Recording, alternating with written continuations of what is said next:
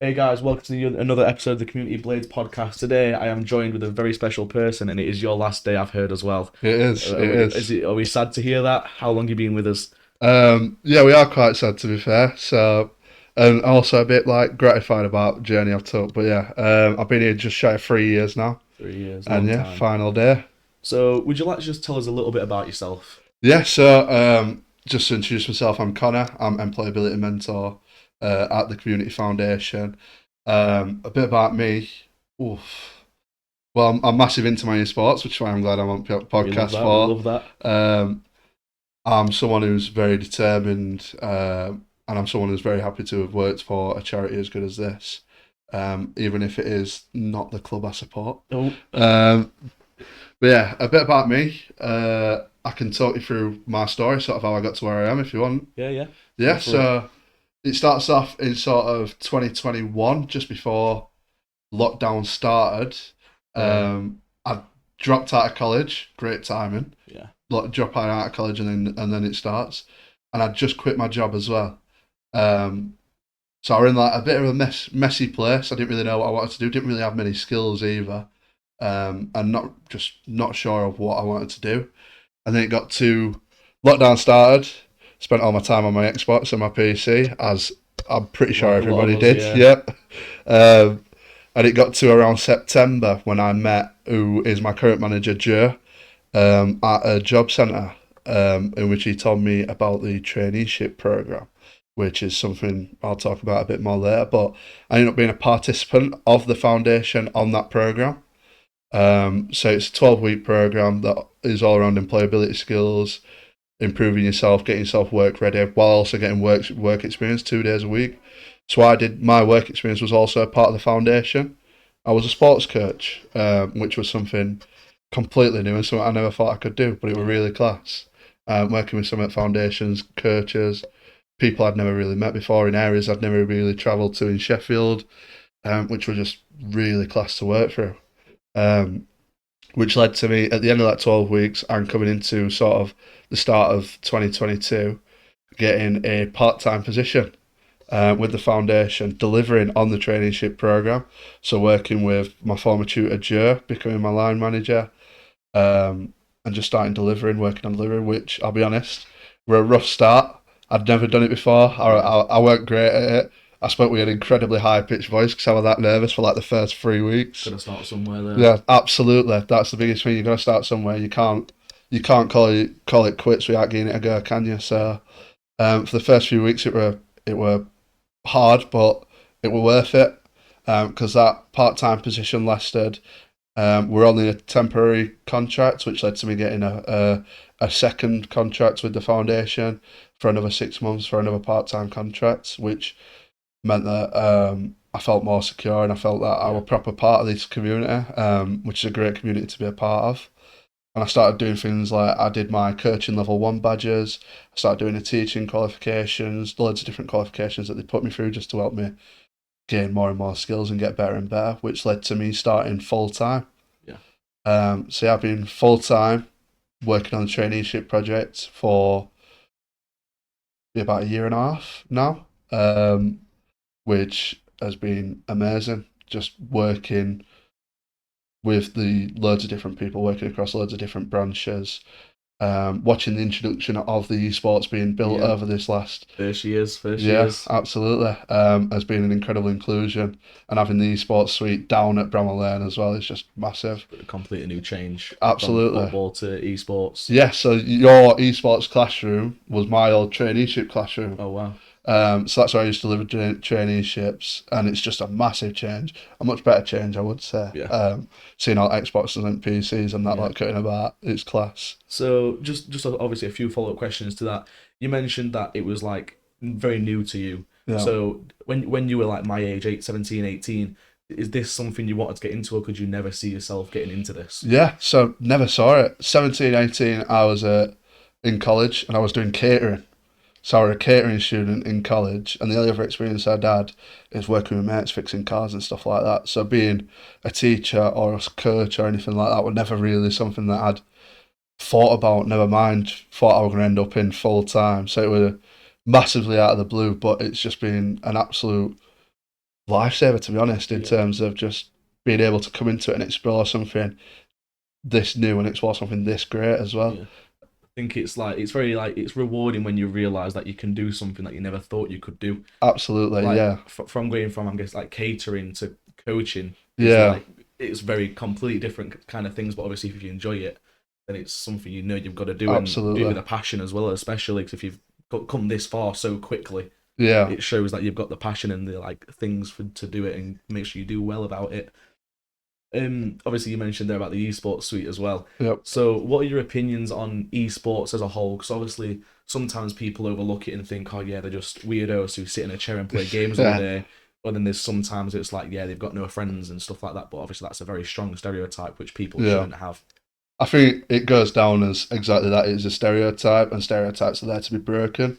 I think over the last couple of years, that stereotype has been massively broken with the introduction of esports college courses, Yeah, massive esports tournaments and stuff like that. Not only happening, you mainly only ever saw them in America before now, but you've got massive ones in the UK now, that are just absolutely smashing these stereotypes to bits. And I yeah, think gaming and esports is it's absolutely one of the largest communities out there. it I is. mean, I am admittedly not massively into it as much as I've got an Xbox. I play FIFA every now and then and Yeah, stuff like that.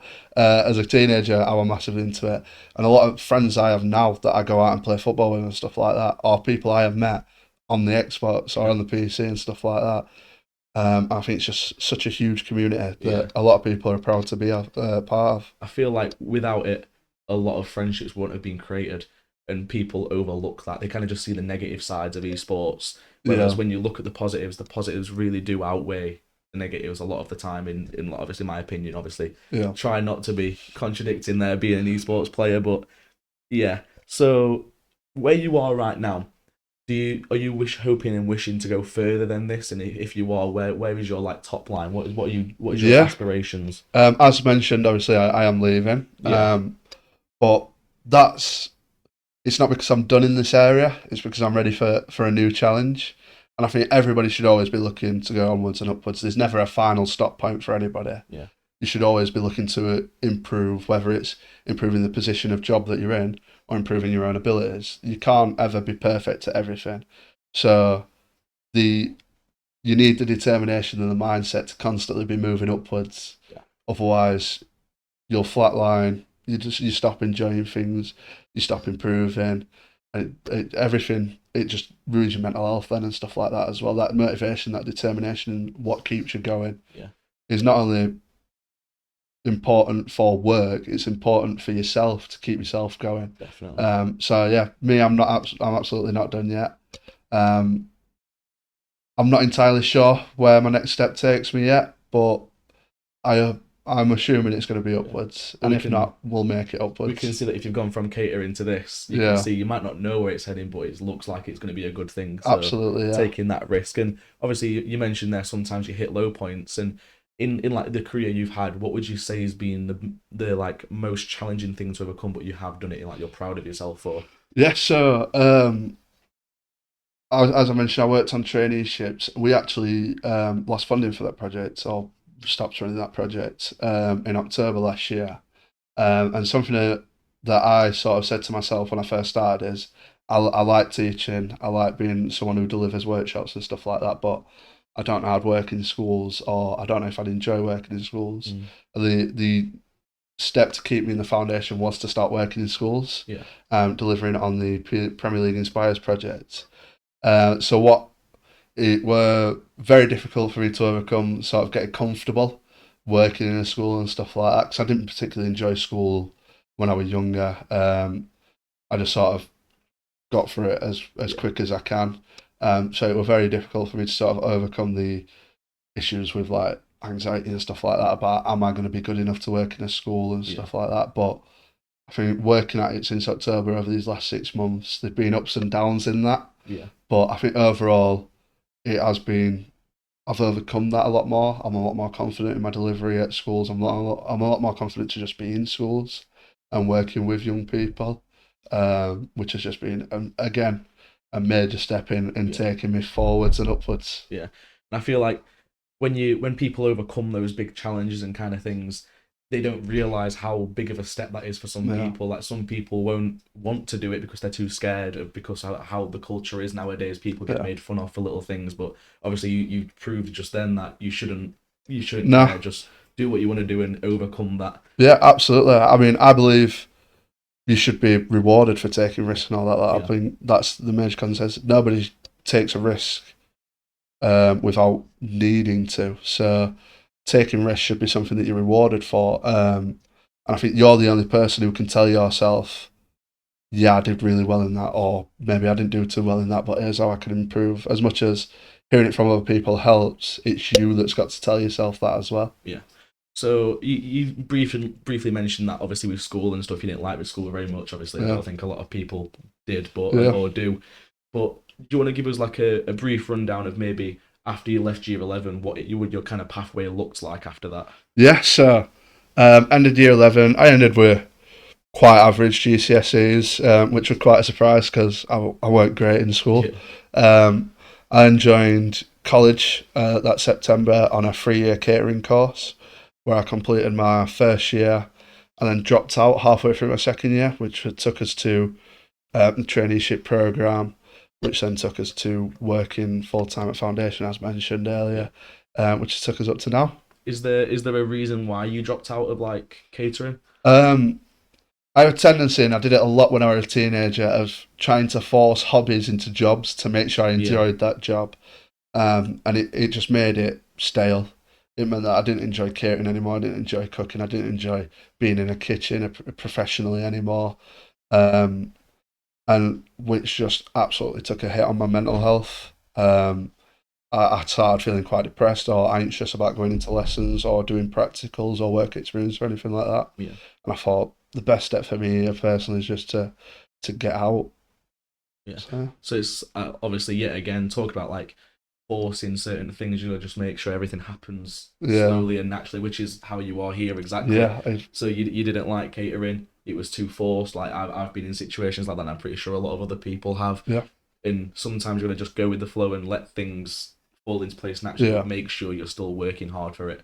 That's it. You've got to keep yourself improving, and the more Yeah. you keep improving, the more you keep being a better person and being a better you, the more likely good things are to happen Yeah. to you. Yeah. So, So obviously we've talked a lot about your career and stuff. So just on the end note, would you like to just give us a day-to-day rundown of how your life is? So after you wake up and until you yeah. go to bed. So I usually get up, between 6:30 and 7:30.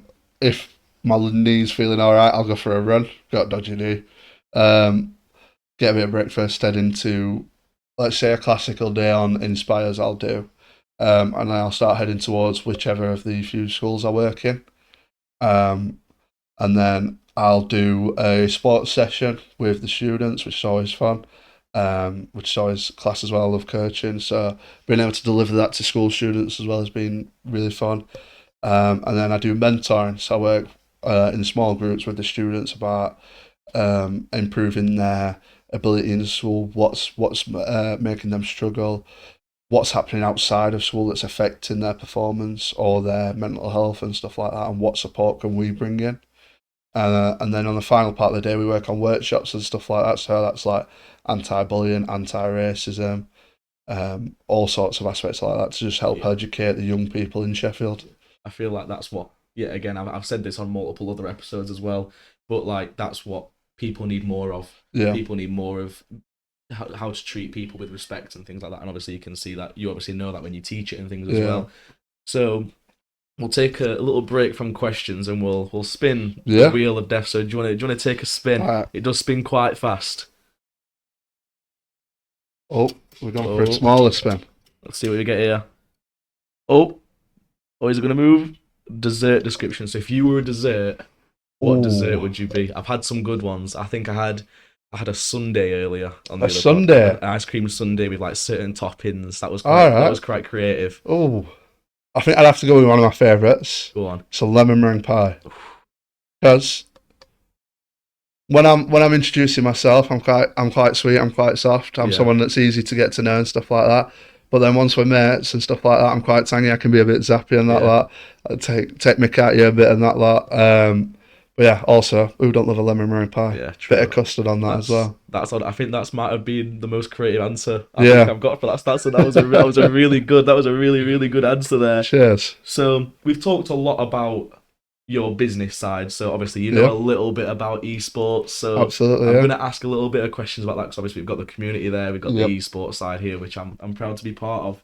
So if there obviously you've had experience with games in the past with yep. lockdown and stuff. So if there was a game you wish you could go pro in, what would Ooh. that game be and why? Do you know what? As an early teenager, and certainly when I was, certainly back then I used to play it a lot, there were a massive Halo scene for Yes. pro gaming. And Yes. Halo is one of my all-time I favourite never hear that games. enough. I never hear So that yeah, enough. I'd have loved to be a part of the old school Halo pro Yep, scene. same. I think Halo is a very overlooked game now. I feel Absolutely, yeah. Call of Duty, Battlefield, Oh, yeah. they just kind of put it in the trash a But little bit. nothing's But better than old school Halo. Halo honestly, 3. Oh, yes, Halo 3 is and Reach some of my yeah. favorite games because Wow. I can Yeah. still replay them to this day. Yeah. Honestly, and back then the wide like range of fans was amazing, and now it's Yeah. just died down a lot, and That's it. it is really sad to see. To be fair, um, again, with a little bit of coaching to the side of this, you might know a little bit of information on this, but do you feel like there is certain parts of football that are overlooked? So maybe the coaches are maybe overlooked, or the fitness instructors may be overlooked, and too much light gets shone on the players. Yeah, I think I'm a weird example of someone who's into football because as a kid I never wanted to be a footballer. I wanted to be a manager. Yeah, Which all my mates used to take my car before a bit. Because I feel like footballers are incredible athletes. The fitness that they have to go through, everything like that, is above anything else that day to day jobs have to do and stuff like that. But that is the main focus of football. Nobody ever really talks about tacticians or just staff at Bramall Lane. Like for example, I never really knew about anything about how many people work at a stadium until I started working for the foundation, where our home base is at the stadium, and you see hundreds of people day to day in and around the stadium and stuff like that. I think there should be an equal light shone upon everybody to do with a football club yeah, because a football club isn't run perfectly by one individual person. Everybody is a cog in that wheel. yeah, So I feel like the light should be shared upon everyone. Yeah. yeah. So yet again, as well, you briefly mentioned about a program right at the beginning. Yeah. Do you want to give us a little bit of more information about that as well? Well, what program did I say? The one that you found someone in a job centre and you're part of The the program. traineeships. Yeah. Yeah. So the traineeships. Unfortunately, we don't run anymore, but it was a great project. It were a 12-week employability project, which was a full 5-day week course. 3 days a week, you'd work in a classroom, and you'd work on employability skills. So that's stuff like you do a bit of maths and English if you hadn't got them at GCSE level yet. You'd work on building a CV, understanding what work life is like, understanding how to find jobs, what skills you'll need for each job, stuff like that. Yeah. On top of that, and I think the part that was not necessarily like you couldn't mark it or you couldn't sort of like write down a piece of paper that we guarantee to do this is just the confidence it gives you as well. Yeah. Like as mentioned, I dropped out of college, I'd quit my job, I was in a bit of a hole mentally. And joining that program, and at the end of that program, the confidence boost I'd gotten, as well as the skills and the work readiness and stuff like that, just it made it so easy to just, well, not easy, but so much easier Yeah. to step into a job. Because I feel like a lot of people nowadays who go on training courses and stuff like that, as much as they get the skills and the work readiness from these programs, they might still not be confident enough. Yeah. And you need that confidence to be able to be like, I deserve to be in this job that I'm applying for. I'm the best of the people applying for this job and stuff like that. It's a bit of an ego, but in a positive way. Yeah. I've been like, yeah, I'm great. You should have me, and here's why. So that was the main thing I needed from that program, and it absolutely smashed it. The amount of confidence I got. So obviously, again, confidence is like a really good skill to have. Yep. And obviously, when you're looking for jobs, people like employers are looking for skills and attributes. So if you were looking for people to employ, for example, what skills do you think and attributes do you think like are best to have in a person? Obviously, for the young people that might be Yeah. watching, what like skills and attributes would you suggest them to have? I think transferable skills, 100%. Be open, be honest, be approachable. Being someone who's you can go up to and have a chat with in a workplace, or being someone who, when you leave that job interview, people think, oh, they were sound, they were really class. I enjoyed having that chat with them and stuff like that. That leaves the biggest impact, because when you're applying for the job, odds are there's 10 other people who are applying who've got the exact same skills, if not more than you. Yeah. So you need to impress them by being yourself. So if I were to be holding a job interview right now, I'd be most likely to hire someone who's come in, who's kind, who's confident but not cocky. You never want to be cocky. Who understands why they're there as well. Understanding why you're applying for a job is a massive thing. Yeah. Applying for a job out of the blue just because you think it's a job, you're going to go into an interview and they're going to pick up on that straight away. You've got to understand why you're there and why you want to be there. But it's just these people skills that really make the difference in a job interview and work, and specifically in work as well. Having the confidence to go up and talk to colleagues and stuff like that, having the confidence to be an active voice in the office or an active voice out on the coaching field or something like that is absolutely going to be what drives you forward and what gets you in that door. Yeah. I feel like a lot of, especially people my age, have lost a lot of the communication skills and the people skills due to COVID. Yeah. Because people were just inside on the computers, on the phones, on the laptops all the time. So people got used to talking more online than they did face to face like this. Like some people would struggle to have conversations like me and you right now. Yeah. They'd rather be sat in completely other room texting like this, even though they're in the next rooms to each other. Yeah. I feel like that's got way out of hand. But just like a few more questions to wrap it up in absolutely. a way. So obviously you've said Halos, I'm guessing was your favourite game as a child. Why is that? It was just class, wasn't it? Like this massive Spartan coming out of nowhere, you know nothing about him. It's just built to destroy things. Yeah. And then my first game I played were Halo 2, which were class. And then the first game I fell in love with were Halo 3. Yeah. So you're working with the Covenant. Yeah. Yeah. And then the Flood are introduced as well. So it's such a class game. And now they're making TV shows about it and everything. Yeah. So the Fallout TV show as well. I'm a big fan of the Fallout series. The new Fallout. They've got the Fallout games. There's I think there's a Borderlands film coming out. Yep. There's obviously the Halo TV show. Yeah. There's talks about a Red Dead Redemption TV show coming out. I've heard there is little talks about that.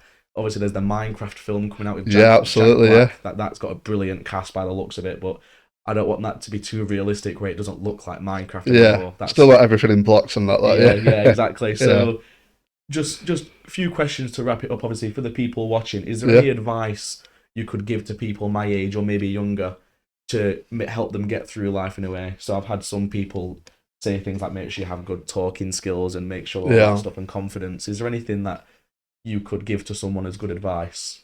I think the best advice I've got is be yourself. Yeah. There's no one on earth like you, so you are one in a million. And that one in a million, certainly in employability and stuff like that, is going to fit you in somewhere. Everybody fits in somewhere.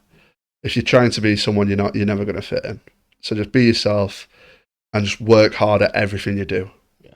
All right, put 100% effort in. Yeah, no matter what, don't let the internet get to you and let people get to you. Absolutely. So obviously just one final question to wrap it up, similar to the last question. If your 16, 17, 18-year-old self was stood in front of you right now asking you for advice, if you could just say like one or two sentences of advice, what would that be? Well, the first one would be just calm yourself down. Don't worry about it. It all sorts itself out in a couple of years. Yeah. And just do more things you enjoy. I think certainly when I were a bit down, I sacrificed a lot of things I enjoyed doing back then that I've picked up recently. So don't sacrifice the things that you enjoy. Yeah. Make sure that you've always got a few things that you enjoy or you love doing, because that's what keeps you going. That's been one of the best pieces I think advice we've got so Cheers. far. I think I should take some of that advice as well, Yeah, to be fair. absolutely. But Connor, you have been amazing. Thank you very much. Thank you guys for watching. See you next time.